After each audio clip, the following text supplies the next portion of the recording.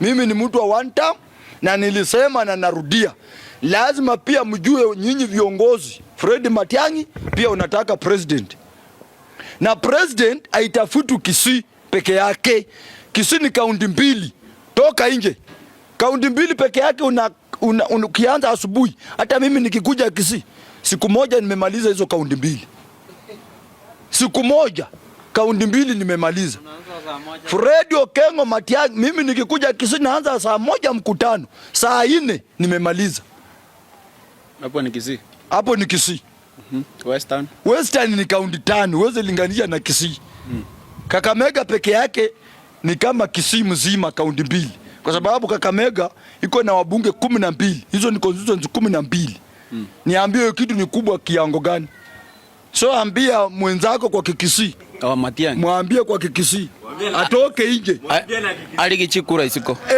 Aligichikura isiko. Azigichikura isiko. So mimi naomba as excellence Honorable Dr. Fred Okengo Matiang'i, tafadhali toka nje, na mimi nika hapa Jacaranda kukuunga mkono. Kwa sababu pia mimi ni mtu wa one term. Na mimi hata sifai kupiga siasa hapa Jacaranda. Hao viongozi ni kama mnanileti down. Na kasirikanga sana nikiona Ruto ameenda mikutano 10 kwa wiki moja na hata Matiang'i hajafanya moja kwa mwezi mzima. Hiyo lazima mtoke nje. George Natembea, Eugene Wamalwa, Kalonzo Musyoka, Fred Matiang'i, Rigathi Gachagua, John Menthu na Wajakoya. Hiyo timu yote, Profesa Wajakoya, kujeni pamoja tukomboe nchi. Umoja ni nguvu, utengano ni udhaifu. Kidole moja yezi huwa chawa, ikiwa vidole mbili inaua chawa. So inamaanisha kama Matiang'i, Kalonzo na watu wengine wataleta pamoja. Na sisi hatutaki mwanzo kungangana ati huyu anataka, huyu anataka, hapana. Kama mtaamua ni Fred Okengo Matiang'i, Kalonzo fata Matiang'i. Kama wataamua ni Stephen Kalonzo Musyoka, Fred Okengo fata Kalonzo. Kwa sababu nyinyi ndio farasi mbili mka hapo mbele. Mnataka urais. His Excellency Fred Okengo Matiang'i na His Excellency Dr. Stephen Kalonzo Musyoka. Mko tu watu wawili. So ombi langu ni kwamba mtoke nje. Hii mambo ya serikali kuatishia ati wanaweka guns. Kwani nyinyi hamna guns? Hii muda yote mmekuwa kwa serikali hamna guns. Kama mimi siko kwa serikali, sijaichaguliwa kwa kiti yoyote, lakini niko na guns. Ukileta ujinga kiboko. So mimi naomba nyinyi viongozi wa serikali, fanyeni kazi yenu ya serikali. Viongozi wa upinzani, tokeni nje muongeleshe wa Kenya. Mambo ya Ebola imeleta shida. Finally, mambo ya budget. Nataka niambie wa Kenya leo, mimi naongeanga kama mtu mjinga, na najua ile budget inakuja 2026-2027. Kwa hiyo budget ndani Title Deed Ruto anataka isikue.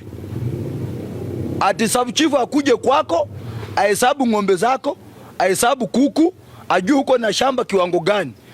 Shamba ati itakuwa ya serikali. Wewe kazi yako ni kulipia tax every month. Hiyo mkae mkijua. Hata wale wanasema 2 term, kaa ukijua hiyo shamba uko nayo nyumbani. Ukikosa kulipia tax, utaenda ukae kwa rent.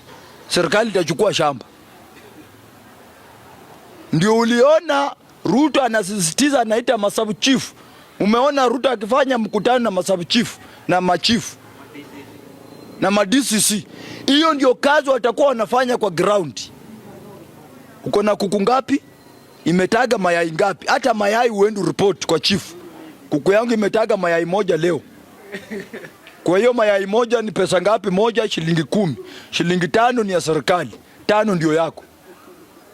So nyinyi mjue ya kwamba hii budget itakuja kufinya Mkenya. Unasikia wanataka wasome budget, lakini pesa ya kusomea hiyo budget lazima waende wakopi.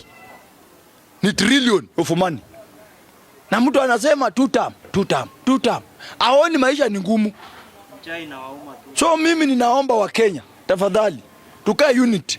Hii inji ni yetu na hatutaki kutubomoe inji. Na Mbadi, wewe ulipinga finance bill ya 2023. Ulipinga sana mpaka vijana wakakufa. Saa hii ndio hiyo umeleta kwa meza, wewe ndio unabeba hiyo budget unaenda kusoma.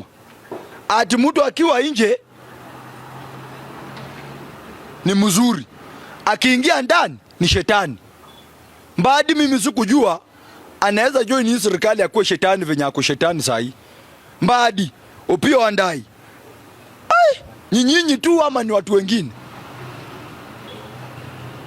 So mimi nawaomba mpunguzie wa Kenya mzigo. Raila Odinga angekuwa, hii upuze ingekuwa inaendelea. Na mimi ndio Raila Odinga nimebaki. Nitapelekana na Ruto siaka sana. Sitakuacha upumue. Kwa sababu mimi siwezi alau maisha ya wa Kenya kupanda. Wewe utalala kama uko Sugoi. Na tena hapo Sugoi tutakutumia umbu. Sikutoe siaka. Kwa sababu ile maisha umetuweka, mtu kama wewe ustahili kwa jamii. Kazi ni kutembea tu. Vijana saa hii hawaowi. Wana wasichana waoleki. Watu hawazai. Ati mimi nipee bibi mimba tena niende ninunue mtoto 10,000. Hii ni maisha gani hii? Surely. Nikimalizia nataka niongelee mambo ya shule. Saa hii watoto wanachoma shule kwa sababu chakula haiko kwa shule. Njaa ndio inafanya watoto wanachoma shule. Si ya kwamba watoto wanachoma shule kwa kupenda kwao. Hapana. Mtoto amekaa kwa shule amepatiwa ugali kama kofi kidogo. Hakuna chakula kwa shule. Mimi principal wengi wamenipigia. Wameniambia ile kitu inachangia watoto kujamu kwa saa wale wa boarding. Hawakuli lanji hawashibi, sapa hawashibi. Chai pia sukari wanakunywa zingine strungi. Inatupwa tu sukari hivi piambaria kidogo wanakunywa mkafu. So ile kitu inachangia shule zinachomwa. Mtu asidanganya ati watoto wetu wamekuwa wajeuri. Mimi nitasimama na watoto wetu. Watoto wetu wako na discipline, watoto wetu wako na heshima. Ni venye maisha imewaweka mahali pabaya, hakuna chakula kwa shule. Nimesikia watu wakisema mambo ya mimba ya mapema.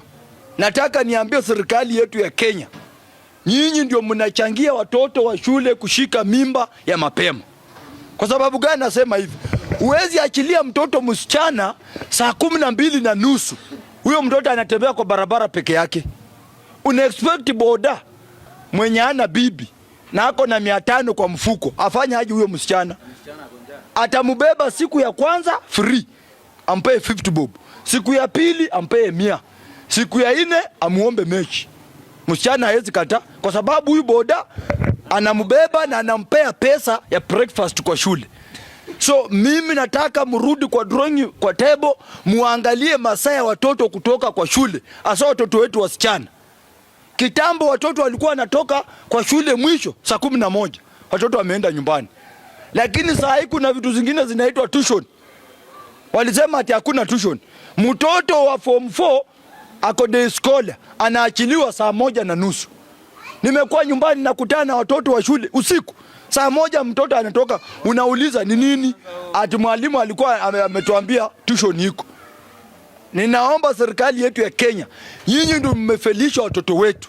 Kwa sababu kama mngekuwa mnaachilia watoto mapema, hawezi pata mimba. Na kama mnaachilia chakula kwa shule, watoto hawezi choma shule.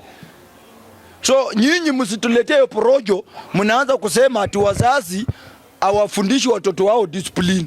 Watoto wako na discipline, lakini mtoto hawezi soma njaa. Mtoto hawezi soma njaa. Ninaomba tafadhali, masaa ya watoto kutoka kwa shule angalieni.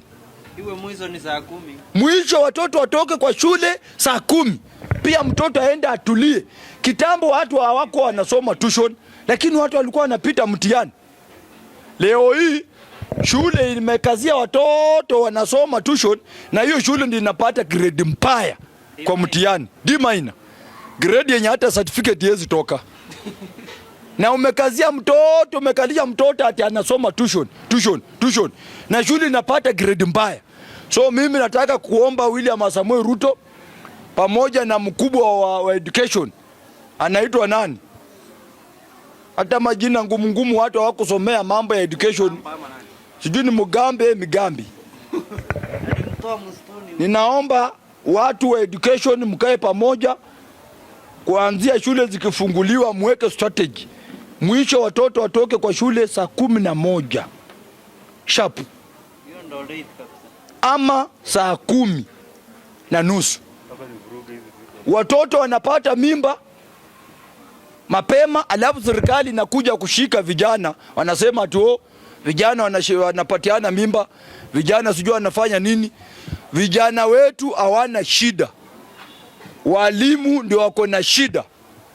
Na msianze kuleta porojo ati watoto hawana heshima.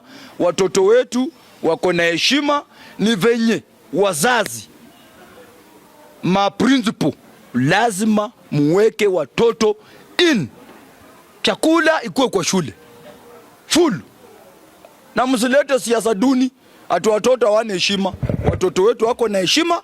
Ni venye walimu pia wako na stress. Juwezi kaa na mtoto kwa shule na akonja.